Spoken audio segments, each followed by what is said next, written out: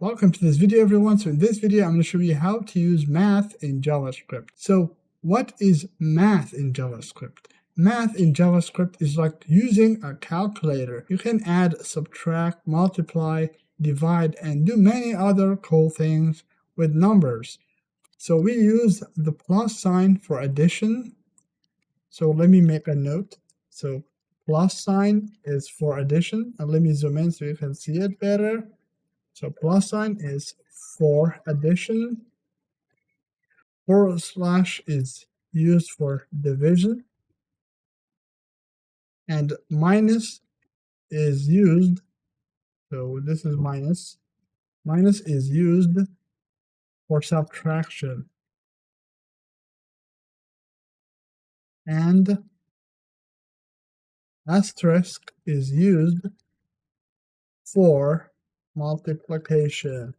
Plus sign is for addition, forward slash is for division, minus is for subtraction, and asterisk is used for multiplication.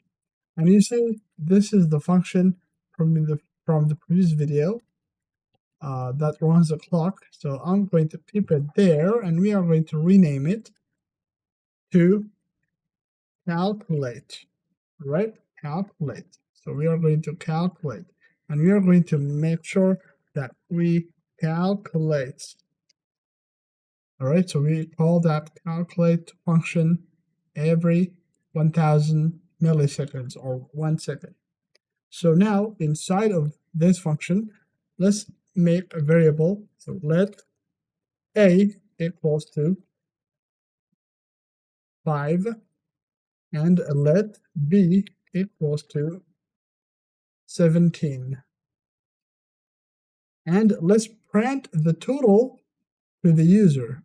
So I'm going to say let total equals to a plus b. So a plus b, and let's print total to the user. I have already selected my element, and this is from the previous video. So I'm going to say my element dot inner HTML equals to total. So you see 5 plus 17 is 22. If I change this to 2 and this one to a different number, for example 8, so 2 plus 8 is 10. And now, so this is total of addition. So I'm going to say total of addition. So total of addition. Right, so total of addition, and let's print that to the user. So I'm going to use the backticks again. So let's print that. So total of addition. So you see, I can say the addition is, and we are going to print that to the user. So now let's say that we want to add the subtraction of these numbers. To do that, I'm going to the next line. So I'm still inside of the backticks, and this is the backticks. And you see spacing doesn't matter in JavaScript. So I just moved it down so we can print that to the user. So right here, so this is the addition. So let total of subtraction, I'm going to say subtraction is a minus b. All right, so a minus b, and let's print that.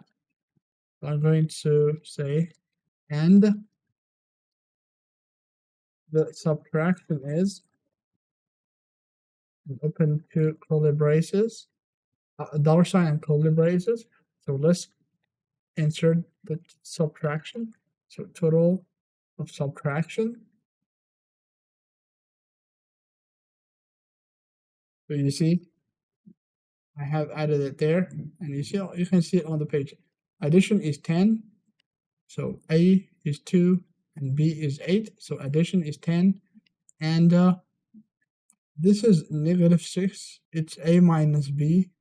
If you say b minus a here, you see this is total 6, so it's a positive 6, because you see the property of subtraction makes a difference. So a minus b and b minus a makes a difference. So pay attention to that.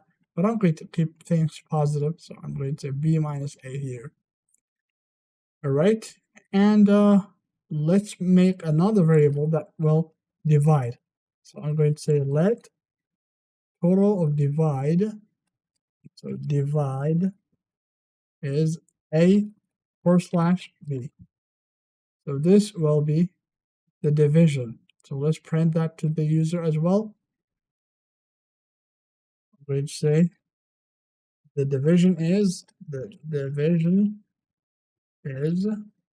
$sign and two curly braces, total of divide. So the total of divide is 0.25 here, right? So if you change these numbers, these will change, all right? So this multiplication will change. And it's okay, we'll take a look at it after we finish these. So let me make one more variable for the multiplication. So total of multiplication, this will be a times, so times we use asterisk. So a asterisk b. And let's print that. So the multiplication is $sign and two curly braces, total of multiplication.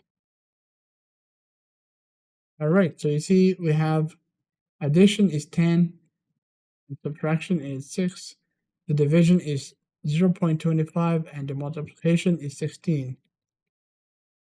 Now we can change these numbers. But now let's change these numbers. I'm going to say 15 and 5. So these are the calculations. So 15 and 5, if you add them, is 20. And if you subtract them, it's going to be -10. Subtraction is a minus b, maybe. So a minus b. So you see now it works.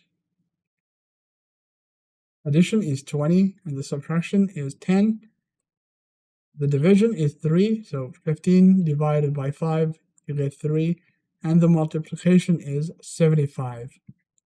All right, so these are some basic math operations that you can use, and this is what we have done so far. So you see we are declaring our variables, and we are doing some math operations here, and right here we are using the backticks to print that to the user, and you can see it right here. I want you to get used to using the backticks because it's really important in JavaScript. So now let's talk about using math functions. So JavaScript has special math object with built-in functions for more advanced math. For example, Math.round rounds a number to the nearest whole number. And let's print that to the user. So I'm going to get rid of this code for now. I'm going to get rid of all of it. And you see we have our function here, and we are inside of the function. So now let's say we have a variable. Let's say number 1. Number 1 is equals to, let's say, 6.7. And right below it, we are going to round this number. So let rounded equals to math dot, and you see you can use all of these math methods. So you see we have the math round. So we are going to click on that and open two parentheses. So add a semicolon there, and let's print the rounded to the user. My element of inner HTML equals to rounded. So you see on the page it says nan. So this means that it does not know what to round. So in this case we will have to put this variable name number 1 inside of these parentheses. So let's do that. So number 1. And now you see it shows you 7. 5.3 is going to show you 5. 5.4, still 5. 5.8, if you use 5.8, it's going to show you number 6. Now, if you want to round a number down to the nearest whole number, we can use Math.floor instead of round. So right here, instead of saying round, we can say floor. So you see, in this case, it's still 5. So now, if I use, for example, 4.7, it's going to show you 4. If I use 3.7, so 3.7 is going to show you 3, all right? So this one will round a number down to the nearest whole number. Now the opposite of this is Math.ceil. So instead of saying floor, I can say .ceil. So Math.ceil. This one will show you 4. So what this does is it rounds a number up to the nearest whole number. Now let's go to Math.random. So let's say that we want to print a random number here. So what we can do is that we can get rid of these variables for now. And I'm going to say let random, so random num, and equals to math.random. So you see, if you say math.random, and let's print this to the user. So I'm going to say my element.innerHTML equals to random num. So you see, it's going to show you a random number on the screen. Math.random gives a random number between 0 and 1. So now let's say that we want to generate a random number between 1 and 10. So to do that, we can place Math.random inside of the Math.floor. So we can say Math.floor and open a parenthesis here and make sure that you place the Math.random inside of it. And as you notice on the screen right now, it's going to say 0, but we can say times 10 here. So times 10. So you see, it's going to generate a number now, but it's going to include 0. So let's say that we don't want 0 to be included. So we just want 1 all the way to 10.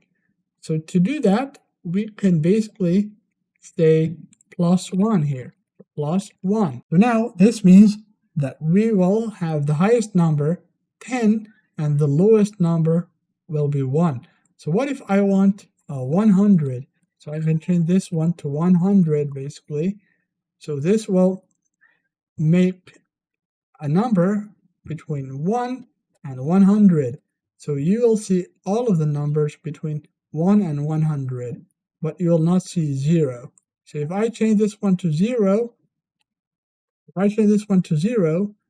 you may see 0 coming down on the screen sometimes by luck, but you see it's generating a number between 100 and 0, all right? So if you make a 0, you don't have to add +0 here. You just make it 100, just like that. It's going to generate a number between 0 and 100, but if I add +3, so this means that 2 and 1 will not be included in this print to the user, all right? So this means that 3 will be printed all the way to 100. Now, there is something else that I want to talk about, which is math.square-root. So I'm going to get rid of this line, and let's make a variable. So let square-root, so let sqrt equals to, and we can say math dot. So you see, these are the methods that we can use. So we have taken a look at max before one time, but we'll take a look at it later. But now you see we have sqrt. So sqrt, and you add a number here. So for example, 16. And let's print this square root to the screen. So sqrt. So you see the square root of 16 is 4. Now if I change this one to 32, so the square root of 32 is 5.6. So what if I say 20? So the square root of 20 is 4.4. What if I go to 64? So the square root of 64 is 8. Of course, 8 times 8 is 64. And this is basically how you use the square root, everybody. Now let's take a look at printing the maximum number of some numbers. So for example, you see we have let square root. I'm going to change this one to max num for max number. And instead of saying math.sqrt for square root, I'm going to say math.max. And inside of this max, we are going to add some numbers.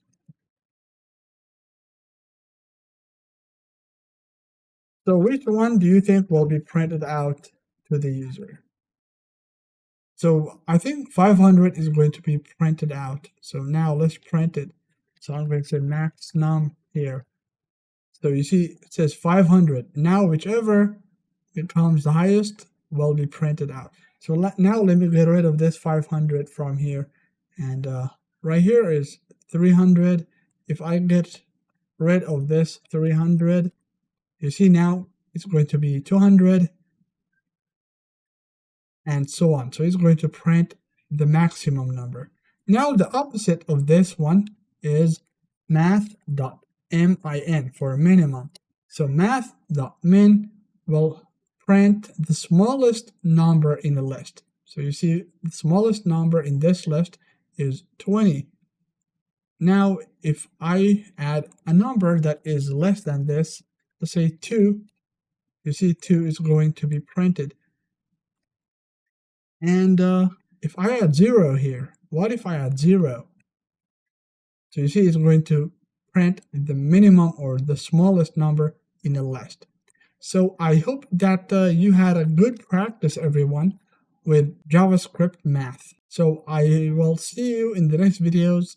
I hope that this video was not too difficult. Good luck, everyone, and thank you for learning JavaScript with me.